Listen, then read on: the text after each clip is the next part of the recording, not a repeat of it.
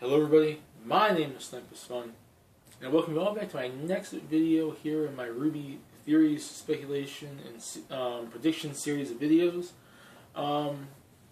This time I'm going to be diving into a very, very minuscule, minor, and almost off-the-wall theory and question I want to kind of tackle, because it kind of details a character that is such a minor character in the show, and we haven't really seen him be very much any bit important since like volume 1, and they made maybe a brief appearance in volume 3 and whatnot, but they're a very minor character. But the story arc they kind of possessed in volume 1 was decently important, and the characters he connected with could very well kind of correlate if he comes back and is if any importance in the future of the show, and that is Cardin Winchester, the bully from Volume 1 from Team Cardinal.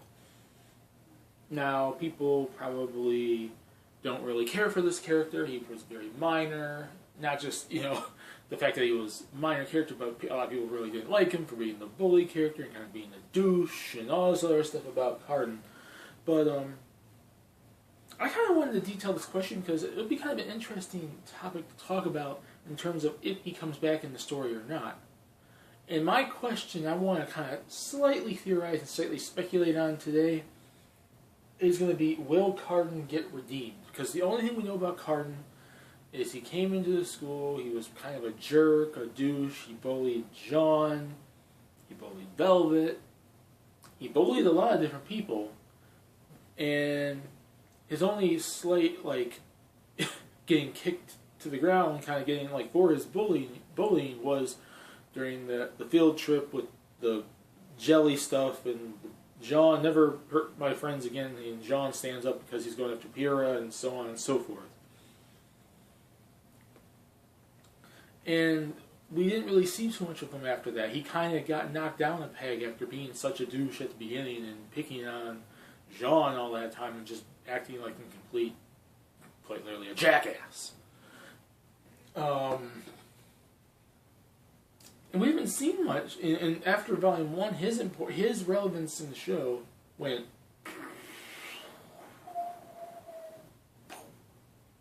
Because I don't recall him at all being in Volume 2. And his only importance in Volume 3 was that his Team Cardinal pretty much got completely destroyed. I don't know. They may have passed the first round, apparently, but then Penny pretty much dropped a boulder on them and took out 2 people. And quite literally, it's kind of funny that their team leader, Cardin here was not one of the people that moved on. It was him and I think it was this guy right here. I don't remember their names. Only one I remember is Cardin. These guys were so minor I don't freaking remember their names. And then at the Fall of Beacon, the final battle, basically he was in the city fighting alongside Glinda and Crow and whatnot, and was pretty much completely and utterly pointless and worthless and didn't do much of anything. But, I wanted to basically kind of talk about, will he get redeemed? Will he eventually come back, make up for his bullying, train to become maybe a stronger warrior, and actually maybe get some relevancy in the show and actually help out in the Battle of Salem and whatnot? Or is he going to just be completely forgotten about, after the Fall of Beacon, he just gave up on fighting and was a scared little chicken and just ran off and never went back to fighting again? The possibility is more than likely he's maybe never going to show up in the show again, and quite literally it's kind of sad because while he's not really a major character in the show and he's nowhere near anyone's favorites, I think a lot of fans actually quite literally hate this guy.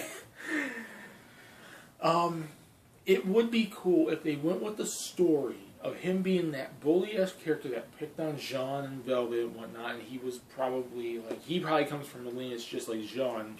He comes from someone in the war.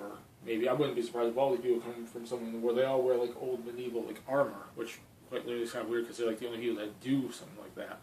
Except for him, he's kind of slightly different. His little spike pad and whatnot. But, I wouldn't be surprised if he has ancestors that fought in that war 80 some odd years ago, that Great War, and he kind of thinks high and mighty because maybe he had family that was really major characters, very major warriors that fought in the war, And he probably went with a chip on his shoulder, maybe just like Jean, and he was just a bully and just wanted to stand up for that name and whatever the heck else. We really don't know too much about him besides that he was a bully. But what if that's the reason why he was like that? And then he goes and was picking on Jean and stuff like that to kind of, like, Jean wanted to live up to his family name, and he snuck in the Beacon, forged some papers, and wanted to be just like his great-great-grandfather with with the sword and whatnot.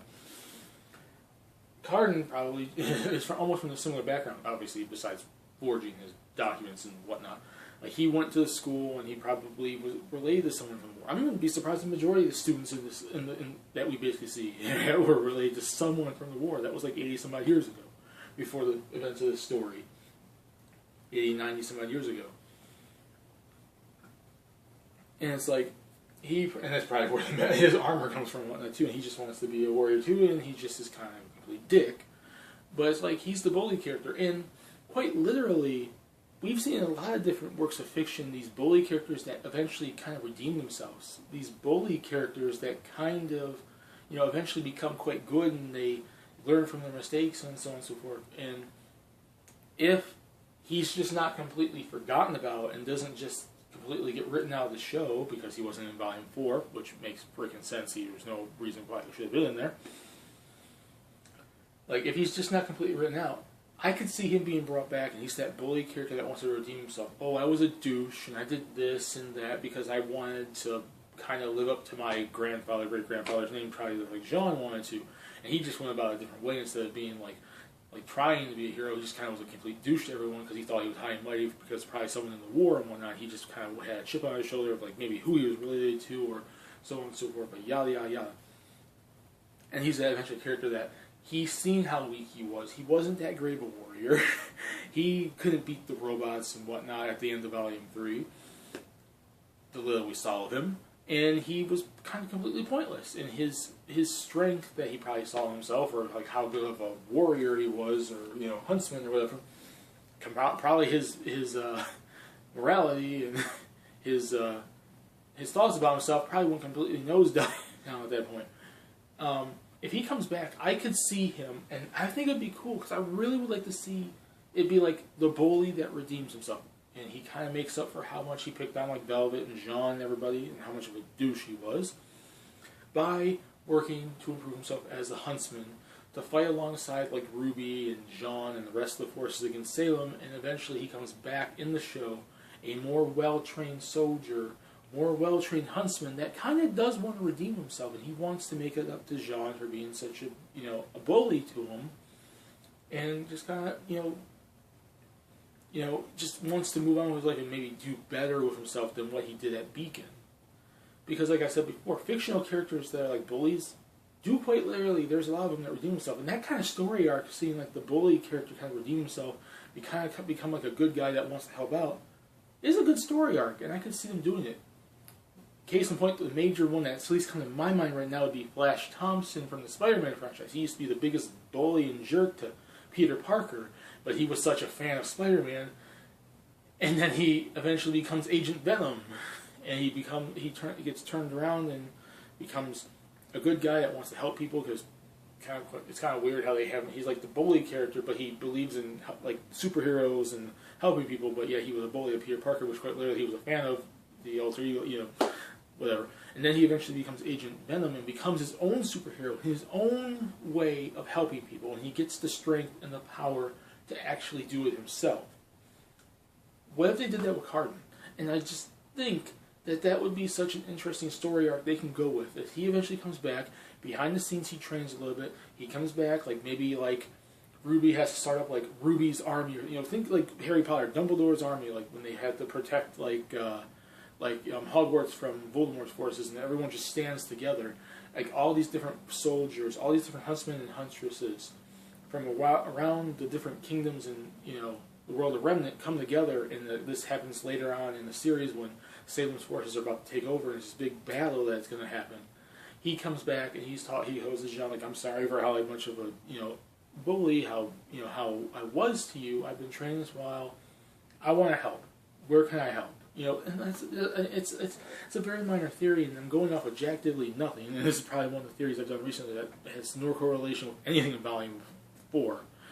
Because everything else is talked about Whitley and Ilya and where Yang's going to go and about Lionheart and so on and so forth. This is about a character we haven't seen since Volume 3. And even then he wasn't really relevant since Volume 1. And it's a very minor and out there theory, but I'm like, I want to talk about this because it's a character that I think a story arc can come around and he could be very interesting if they pulled that off.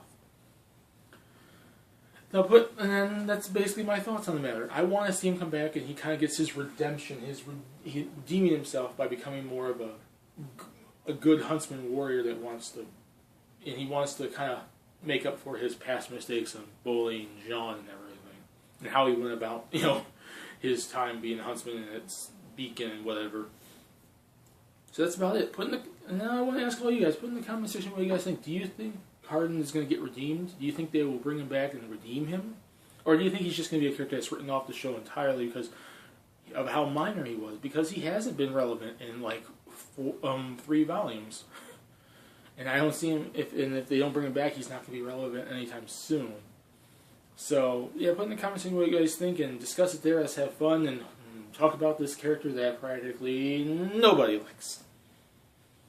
And that's about it. That's my theory. I hope you guys liked it. Please subscribe if you want to. Have a lovely day. And stay tuned for more future RWBY theories, predictions, and speculation series of videos. Hope you all enjoyed it.